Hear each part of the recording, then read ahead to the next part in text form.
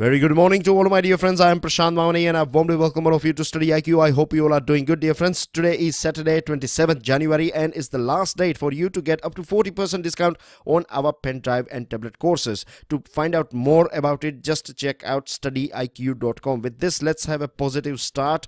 Don't count the days, make the days count. Said by Muhammad Ali, right? He is considered as one of the best boxers that we have ever seen, right? If you have learned or if you know about him, or if you don't know, then let me throw some light about his life. He started with a very humble beginning, and you know this era of 1942 or somewhere around till 1970s, right? America was facing this racism thing. Even today it is there. It's not that we can safely say that this is completely gone. We find this sort of racist people all across the board around the world, right? But that's fine. But when he was growing up at that point of time, it was quite severe, right? It was a bit severe at that point of time. And then as well, he faced all these difficulties and he rose to this level.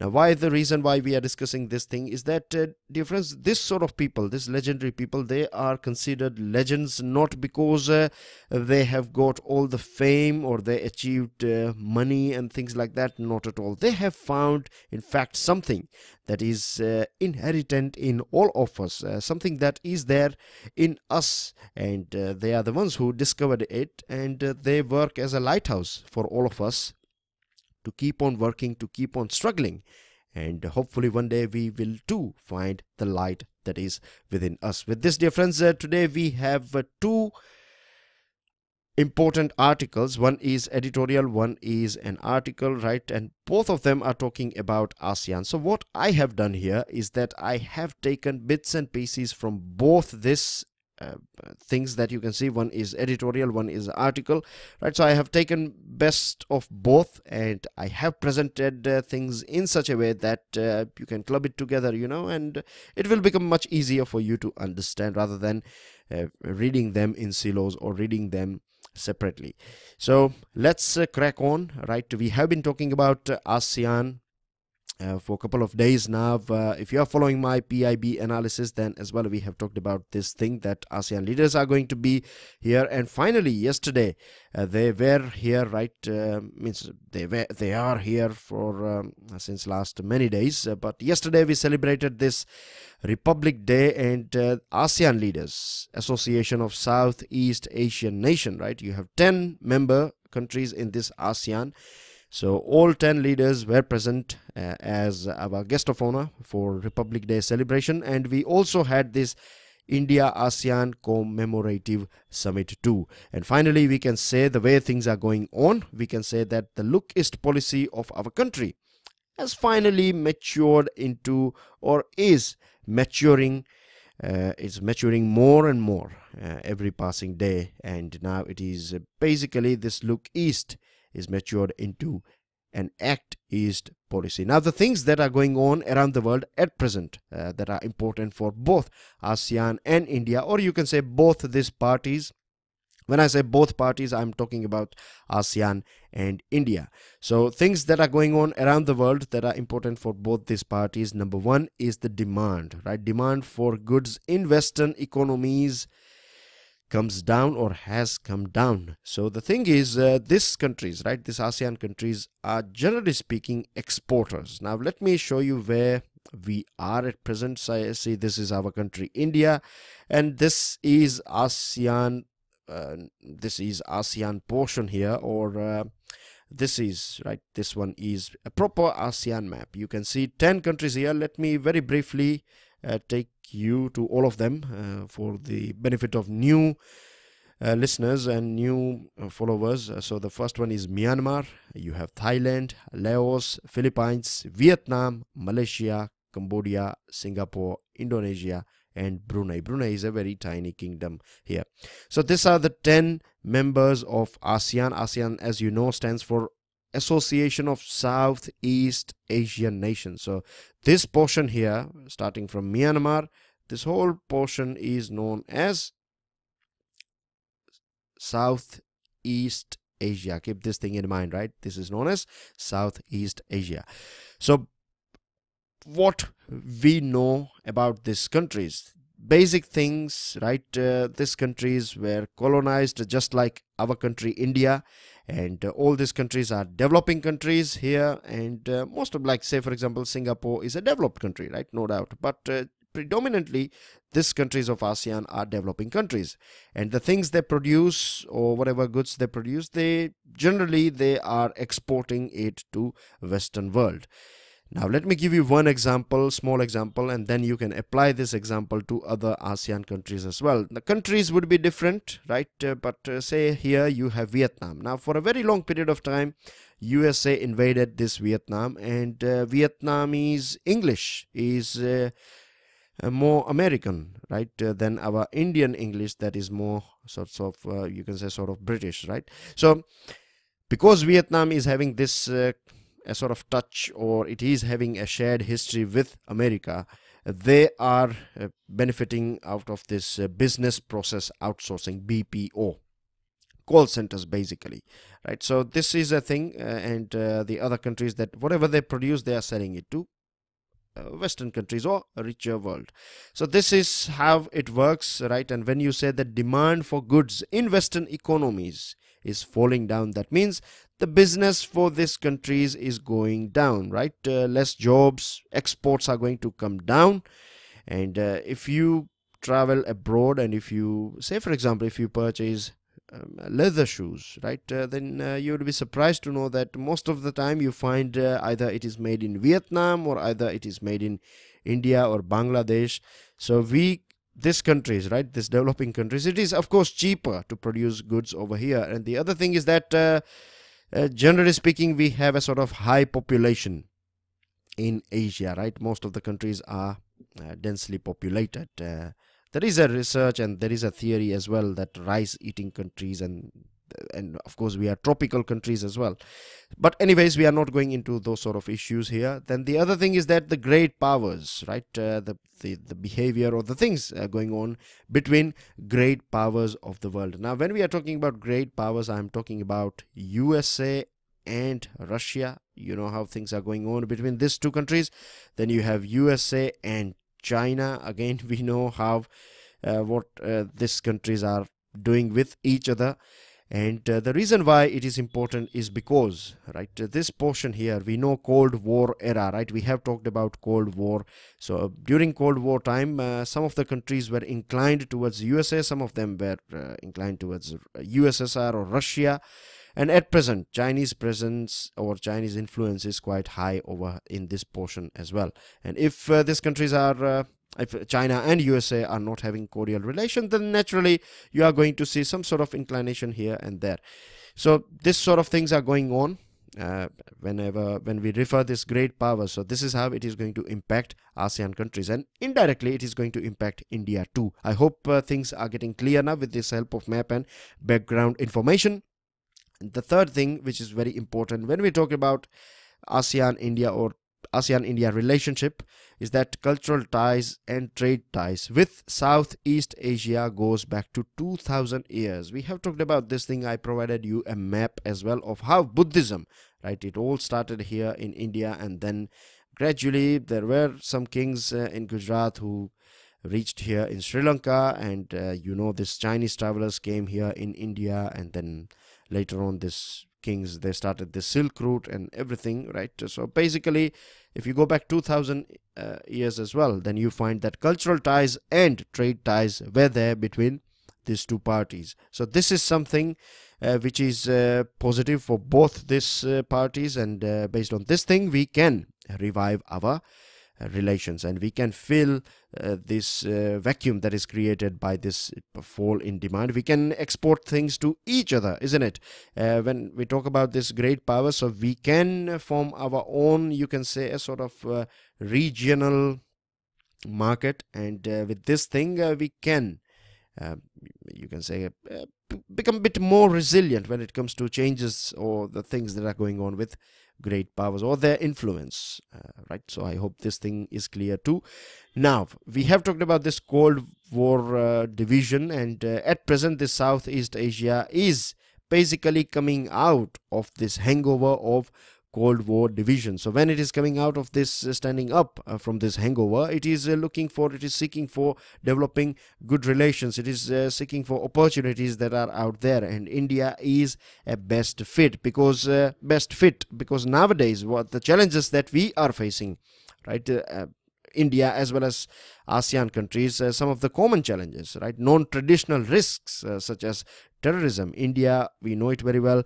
In ASEAN, these things are going up, and Philippines is a country that has been a victim of terrorism for a very long time. Human trafficking, again, cybercrime. Nowadays, you don't have any country in the world at present. No country can safely say that it is completely immune to this cybercrime.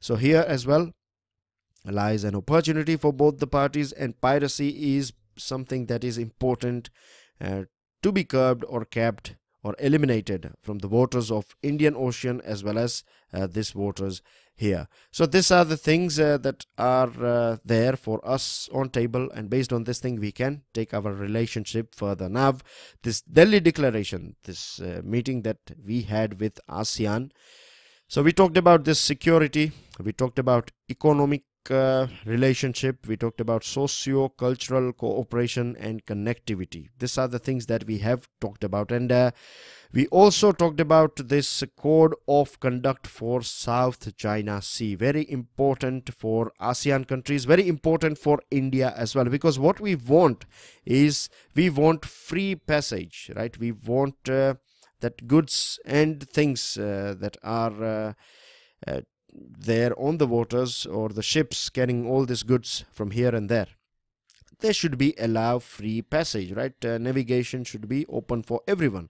But the reason why this sort of things are being discussed when we talk about South China Sea is because of this 9-dash line of China. These are the 9 lines here. This is 1, 2, 3, 4, 5, 6, 7, 8 and 9. These are 9 dash. This is what you read many a times in newspaper, 9-dash lines, right? So this is 9-dash line, and basically you have this small islands here, right? First of all, let me tell you that this South China Sea is a sea with full of resources. It has oil as well in it, and here you find small islands, partly islands, and you have this Paracel Island. So these are the islands that are claimed by China. China has basically taken over this South China Sea, and you find these countries of Vietnam, you have this Philippines and Brunei, Malaysia. These are the countries that are claiming these islands, and of course naturally they are going to have a conflict with China, and once this sea is under China, right, at present China is not paying any heed to this UNCLOS as well. UNCLOS stands for United Nations Convention on Law of Sea. So China has rejected this UNCLOS, right? It is not paying any UNCLOS. It is not basically obeying UNCLOS. International Court said that it is not China, what the claim of China basically is not based on fact, but China said that we are not going to listen to you as well. So this is a sort of very dangerous behavior of China when it comes to this South China Sea. So together what this ASEAN nations as well as India together can create a sort of weight, you know, we can throw our weight here in South China Sea and ensure that China is not misbehaving here. Recently in 2017 we had this SIMBEX. SIMBEX stands for a joint naval exercise conducted by India and Singapore together in this South China Sea. Then you have this important passage here. This is here you have a passage called Strait of Malacca. Very important one. If you observe from this map of Asia, then I'm sorry I'm changing the pages a bit quickly here. I hope you are in sync with what we are discussing here. So I believe that the speed with which I'm going is going to be reasonably fine with everyone. So just in case if you find any sort of problem with the way I'm changing this thing, so please what you can do is of course you will be able to download this file, as you know, the PDF file. So make sure you download the PDF file, and you can open this PDF file in your phone or something, and in your computer you can watch this video. So I'll leave it on you guys. I'm sure you know how to work around this sort of things. So here you have Indian Ocean, and see here you have this petroleum producing countries. So all the petrol and oil, right, is going to travel in Indian Ocean. And if you want to send something to Japan, or if something you want to import from Japan, or even China as well, right, for China it is very important to use this Strait of Malacca, because this is the thing that is connecting Indian Ocean with this South China Sea. This is the easiest route. You may argue that how about start using this thing, but there are other technical things as well, right? So this is the best route that we have. So we have to ensure that this route is not dominated by China. We have to ensure that this connecting, right, the Pacific Ocean is getting connected with Indian Ocean with this South China Sea. You have to come here. So we have to ensure that it is free, or else you will have a sort of wall over here created by China in this South China Sea. So I hope these things are more than enough when we are discussing this South China Sea. Now let's see the negative side, or bitter side. The thing is that this is 25th anniversary that we are celebrating in 2018, or not 2018 to be more precise, 2017, right? 2017 we celebrated 25 years of India-ASEAN relations. Back in 2012 we celebrated 20th anniversary, and at that point of time as well we talked about security, economic, and all these points that we have discussed so far. South China Sea was also on board at that point of time, but no action has been taken so far. So we have to ensure that this sort of declarations are not just, you know, vague or just paper tigers. We have to see that they are not just discussed, but some action is also taken on this sort of declaration. The other thing is that if you compare India's bilateral trade and investment with other countries, then we find that we are lagging far behind.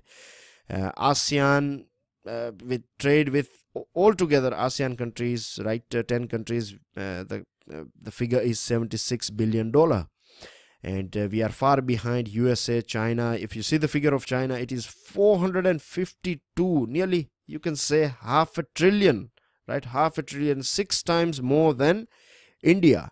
Then investment is $224 million, and Chinese investment is $3 billion. So you can understand that this sort of things may sound great, but this does not mean that these countries are going to break relationship with China and then they are going to come to our side, right? And we are also talking about this RCEP recap. India is worried about China's China flooding this products that it can produce at cheaper rate.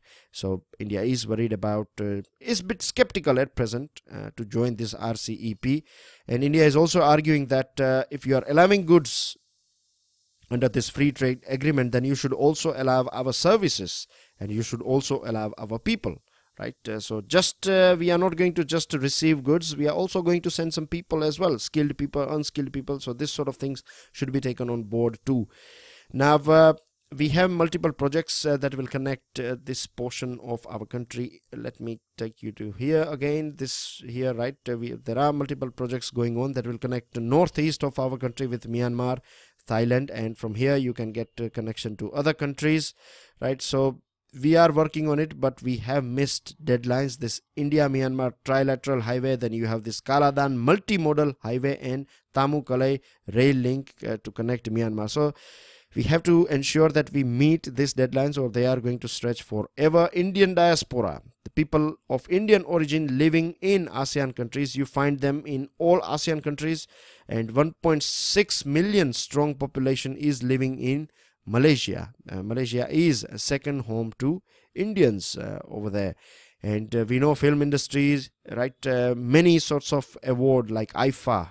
Most of the IFA you see Macau and other places.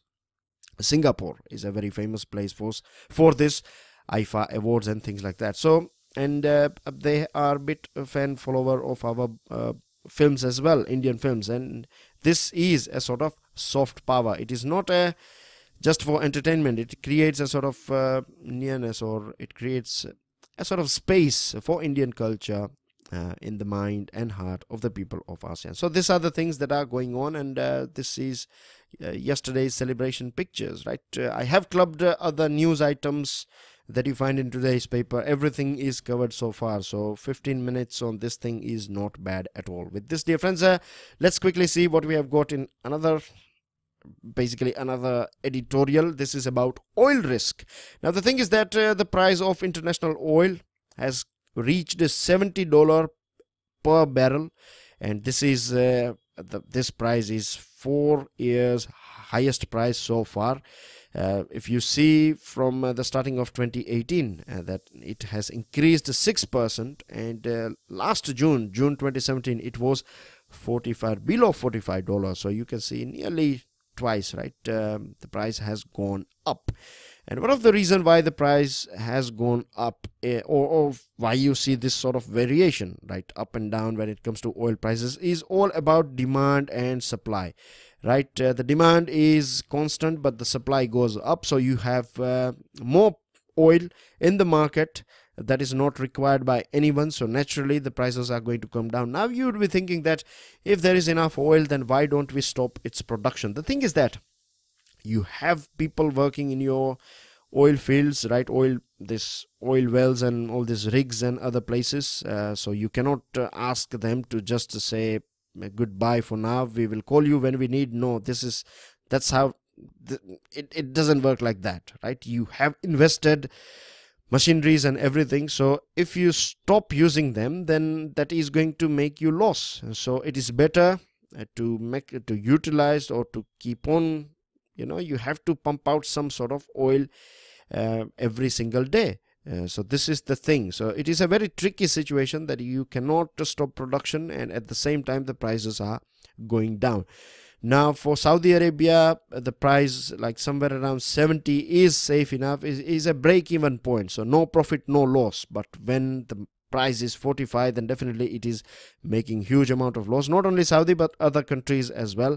And one of the reasons why we see this extra supply in the market is because of this shale gas technology, or shale gas that is pumped by USA, and USA is using shale gas, and now it has also decided to start exporting shale gas to other countries too.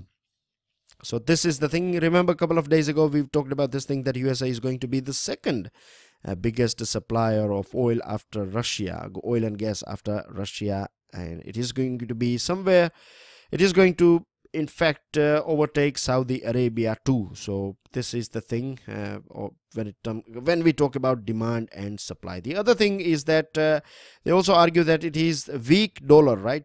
Weak US dollar is also kicking the price of this of oil. And again, demand and supply applies to US dollar. If the US dollar is in too much demand, right, then the price of the US dollar will go up. If it's not that much in demand, then the price will fall down. Now India is definitely going to feel the pinch. We are going to feel that bit pain of this higher price of or the prices going up of this oil. And we won't see that much difference because the government has not reduced taxes on this. When the price was $40-45 at that point of time as well, we kept the price as it was. Of course, now we have changed the way we calculate the price. When we say calculate, I mean to say that now it is market based, right? So day-to-day basis it goes up and down. Earlier on it was fortnightly or once a month or something. Anyways, so we are going to feel a bit of pain, and in metro cities it has the price has gone up to 3 rupees on an average. Diesel and petrol both 3 rupees has gone up, and the government is going to feel the pain as well, because now earlier on it used to save huge amount of money in tax, but now it won't be able to do it. So what we can do is we have to we cannot ask government to provide any subsidy, because then we are going to burn more fuel, which is going to be detrimental for our environment too. So the best thing is that we should promote or we should start this exploration and licensing policy, right? We should look for oil if there is any in India or nearby places, or in Vietnam, right? We are working with Vietnam, we are exploring. So this sort of in Indian Ocean as well, right? Indian Ocean too, it is believed that you have oil reserves over there. So exploration should go on. Only then we would be able to create a sort of, or we would be a bit resilient to this prices going up and down of oil. This one is a very interesting article written by a very famous person in our country, Subramaniam Swamy, right? He has written this article, and it is about natural partners in the Asian century.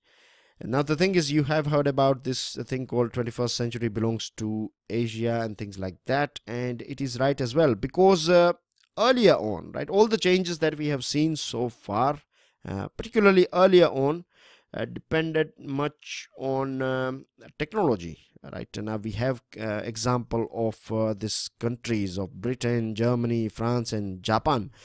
These countries are very tiny, small countries, but because of their industrialization, because of their technological prowess, right, they dominated the whole world, particularly this 19th and 20th century. Then things started changing, and at present, physical size of nation, at that point of time, physical size of the nation doesn't really matter at that point of time, but now it does, right? Now you need both technology as well as size, and two countries that have both these things, right, technology and size, is India and China. Now both these countries are nuclear states. We are the fastest growing economies in the world. We represent nearly 60% of Asian mainland, right? We represent this is, see here, right, a very huge amount of land that we represent, mainland. We are not talking about small islands here. So this is, you can say, the strength of both these Asian giants. And when we talk about Asia, these are very important figures, right, dear friends? Very, very important figures for you, because once you go through this figure, see, you don't have to remember all these small figures, right? You don't have to, but you have to understand them. If necessary, then you can use them wherever you think they are applicable, but they are important for your understanding. So almost half of the world's population is living in Asia. Half of the world's container traffic, Asia. 1/3 of its bulk cargo, again, 40% of world's offshore oil reserves is here in Asia, you know, this portion here. And then you have, it is home to several fast growing new economies, say for example ASEAN, with GDP growth rates above 7% per year. So this is not bad at all. These are some of the reasons why you can say that this century belongs to 21st century belongs to Asia. And if you see the defense spending of this continent of Asia, it is $439 billion, much higher than what Europe altogether is spending. So you can see that it is rising up. And the thing is that since the late 1990s, China and India have been rapidly emerging as influential power hubs, particularly China, right? China is getting stronger and stronger. We have to admit this thing, that it is much stronger than our country, India, no doubt. And being two of the three most populous and largest GDP nations, India and China, both are culturally akin as well. We have many things that are in common with each other. You know, when we are talking about this Buddhism thing, you know how Xuanzang, he arrived here in India. Before that as well, there was one person who, a Buddhist pilgrim, he came here in India. And after that as well, there was a person called Ai Qing, if I'm not wrong. He just after this Xuanzang, he came here in India. So since then, and you have this Silk Route thing, and both these countries are Asian countries. If you see the statement of Hu Jintao, then he said that he is going to miss the way China is going to dominate, or the way China is going to deal with the world. It is going to spread the message of Lao Tzu, and China is going to spread the message of Confucianist theories. And if you analyze this Lao Tzu, and if you know what Lao Tzu stands for, if you know what this Confucius stands for, then Confucius and Hindu religion are quite similar. Buddhism and Lao Tzu or Tao is a bit similar, or Jainism, right? So these are some of our you can say, if you go back in the history, then you find that our family values, our associated social attitudes, and there are many things in common between India and China. And this is a very good thing if we want to develop our relationship, or if we want to cement all those cracks that we find at present. Now, those days are gone when things were exclusively pertaining to this Atlantic shores. When I say Atlantic shores, I mean here, right? Everything was going on between these countries only. But those days are gone. Now we are not even talking about Asia Pacific. Now we are talking about Indo-Pacific, right? We have to accept this thing, that this is the new thing, and this is going to be here. So it is very important for both these countries, India and China, to develop a relationship with each other, right? And we have potential, and we can become global powers. Of course, we have to share this power. India alone want to be able to dominate, China alone want to be able to dominate. So together we have to, because we are neighbors, right? So we have to have that understanding. We have to have that clear mindset. And Western powers are also diminishing, right? Their influence is going down. The thing that India has to do is we have to get rid of this obsession that we have with Pakistan. What we are doing is, all the time we are concerned about only ourselves, right? We are just a regional power. We are not a global power at present, although we have full potential to become a global power. So we have this IT, the whole world recognizes. China as well respects our power. They know the potential of India. Chinese people, they know it very well. Their leaders, they know it very well. So we have to behave like that way. We have to be concerned about global issues. Say, for example, even if it is terrorism, and if we work at global level, then what will happen eventually? The byproduct, the Pakistan will also be curbed. Cultural and civilizational linkages, we have talked about it already. And basically, you can say the relationship that we can take forward, or we can develop, is going to be a give and take sort of one, right? It is not going to be China taking away or picking the cherry from the top. No, it has to be a win-win situation and give and take sort of relationship. With this, dear friends, that's everything that we have got in editorial portion today.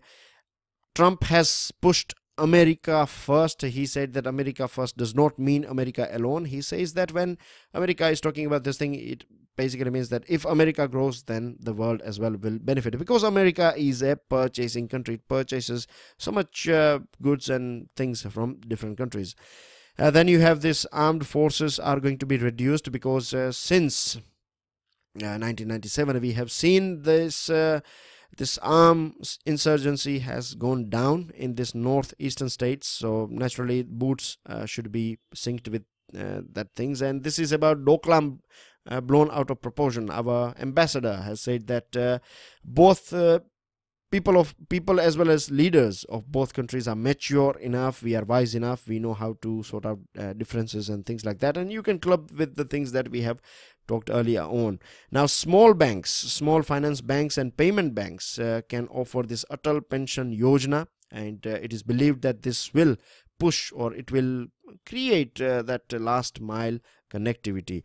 This one is a future project, but it is here. It was there in today's Hindu, so I thought let me share this picture with you. It is a Bogeybill bridge, right, that you find here. So you can go through the details, but we are going to see its inauguration in June somewhere. So at that point of time, we will talk about it.